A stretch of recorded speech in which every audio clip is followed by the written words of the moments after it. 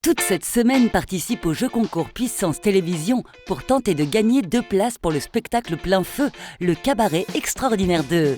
Alors joue dès maintenant sur puissancetélévision.fr et sur notre application mobile. Jeu organisé du 20 au 24 mars 2023 sans obligation d'achat.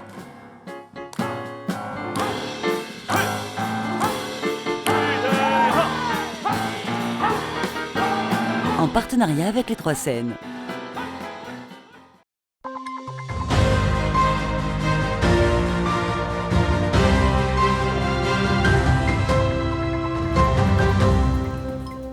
Nouvelle journée de mobilisation contre la réforme des retraites. La contestation ne faiblit pas.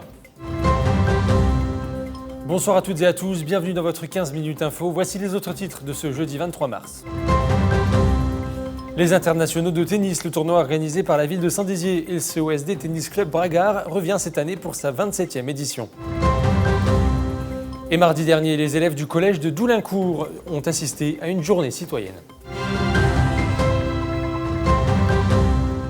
Et voici pour les titres. Les manifestations se sont donc poursuivies partout en France aujourd'hui après l'utilisation du 49.3 par la Première ministre Elisabeth Borne pour la réforme des retraites.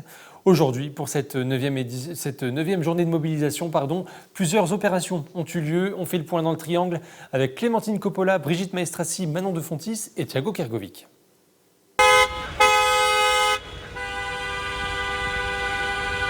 Pour cette 9e journée de mobilisation, plusieurs opérations ont eu lieu sur le territoire du Triangle. À Vitry-le-François, ce matin, une opération escargot s'est déroulée dans les rues de la Cité Rose. On voit bien que quand les gens sont toujours remontés, quand vous faites le tour et que vous interrogez, la colère est présente et c'est pas le discours de M. Macron qui va y faire quelque chose. À Saint-Dizier, le rond-point situé sur la D604 était complètement bloqué par plus d'une centaine de manifestants. Et si on prend les termes du gouvernement, on procéderait un petit peu comme des voyous. C'est-à-dire qu'on vient, on s'installe, on bloque et puis on attend de voir si les lignes bougent ou pas. Et ça va rester comme ça, je pense, encore tout le temps qu'il faudra. On est bien d'accord, l'idée c'est de bloquer l'économie, pas bloquer les travailleurs et emmerder les gens qui bossent. L'idée c'est de mettre l'économie à genoux. Et on est contre, bien sûr, la retraite à 64 ans, parce que c'est inadmissible de voir ça. On va pas lâcher. Non. Faut qu'ils comprennent qu'en fait, il y a un mépris du peuple. Et le 49.3, il a fait que rallumer les foules. Aujourd'hui, aucune voiture ne pouvait circuler, engendrant donc un bouchon de plusieurs kilomètres pour le plus grand plaisir des automobilistes. Ça me saoule. Là, ça me saoule. Après, on peut bloquer, mais bloquer les gens pendant 3 heures, non, je pense pas. Parce que moi aussi, je fais grève d'habitude, mais là, ça fait quand même 3 heures qu'on est bloqué. Au bout d'un moment, il faut laisser passer quelques voitures, quoi. Ça me dérange, oui, parce que tout le monde travaille aussi. Donc qu'on bloque les gens qui sont concernés, mais moi je ne suis pas concerné du tout. C'est un ras-le-bol, quoi. D'abord, on n'a pas le choix, maintenant il faut assumer, parce que notre cher président, il a dit oui, alors. On a fait la tenaille avec les copains cheminots, et là, il n'y avait plus de choix en face, Les flics avaient trop peur de nous parce que la tenaille, quand on est 3, ça fait peur. Mais quand on est 200, wow!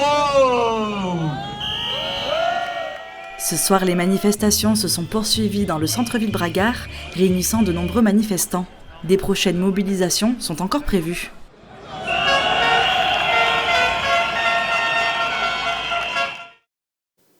Amateurs de tennis, passionnés ou simples curieux, préparez-vous à vivre une semaine pleine de rebondissements. Les internationaux de tennis, le tournoi organisé par la ville de Saint-Dizier et le COSD Tennis Club Bragard revient cette année dès dimanche et jusqu'au 2 avril pour sa 27e édition. On écoute le directeur sportif du COSD Tennis Club Bragard au micro de Thiago Kergovic. On accueille des joueurs, des illustres joueurs. Bon, effectivement, quand ils arrivent, en général, ils ne sont pas illustres. C'est la première strate des tournois. On a eu des Tsonga, des Goffin, des Davydenko. Et donc, cette année, on a un ancien joueur qui fait partie du top 100, qui s'appelle Antoine Wang. Et on a aussi Jules Marie, qui est connu sur les réseaux sociaux, donc qui a à peu près 100 000 vues sur YouTube, et qui décrit la vie d'un joueur de tennis sur les M25. Donc les M25, c'est ce qu'on organise, c'est un 25 000 $.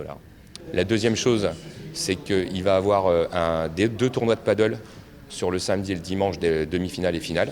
Tournoi officiel, un P100, donc où tout le monde est invité à s'inscrire. Il faut juste avoir une licence de tennis. Il y aura une découverte paddle sur le premier week-end. Et puis, sur le jour de la finale, on est toujours un petit peu attaché, nous, à tout ce qui est sport santé, sport handisport. Et donc, avec le comité départemental de tennis, on va présenter le CSI Tennis. Et je vous le disais en titre, mardi dernier, les élèves du collège de Doulincourt ont assisté à une journée citoyenne. Le but, sensibiliser les jeunes aux grandes thématiques démocratiques. Clémentine Coppola était sur place. La cour de récréation du collège de Doulincourt est vide. Les couloirs aussi. Pourtant, les élèves sont bien là. Ils assistent à différents ateliers à l'occasion d'une journée citoyenne organisée par les équipes pédagogiques de l'établissement.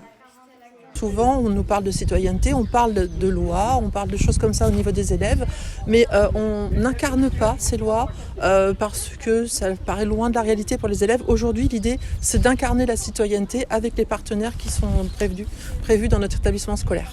Les sapeurs-pompiers, la gendarmerie, les sages-femmes ou encore la Ligue de l'enseignement étaient présents pour les 6e et 4e. Les élèves ont pratiqué des gestes de premier secours, appris les mesures de sécurité routière dans les bus ou encore réfléchi aux différentes formes de discrimination. Pour la principale, cette journée est primordiale pour son collège quelque peu retiré. Des partenaires qui viennent dans l'établissement, alors c'est très important pour nous parce que nous sommes sur un territoire rural, isolé. Les partenaires se déplacent pour nous et vont enseigner, vont faire vivre en fait la citoyenneté tout au long de cette journée. Jusqu'à 17h, les 100 élèves conviés à cette journée ont donc pu découvrir les grandes thématiques citoyennes. Prochaine étape, renouveler cet événement l'année prochaine. C'est la fin de cette édition. Merci à tous de l'avoir suivi. Dans un instant, les prévisions météo de demain. Et demain, justement pour l'information, vous retrouverez Antoine Regnault à 19h dans votre 15 minutes info. Très belle soirée à tous. Toute l'actualité qui vous concerne, à voir et à revoir dès maintenant sur puissancetélévision.fr et sur notre application mobile.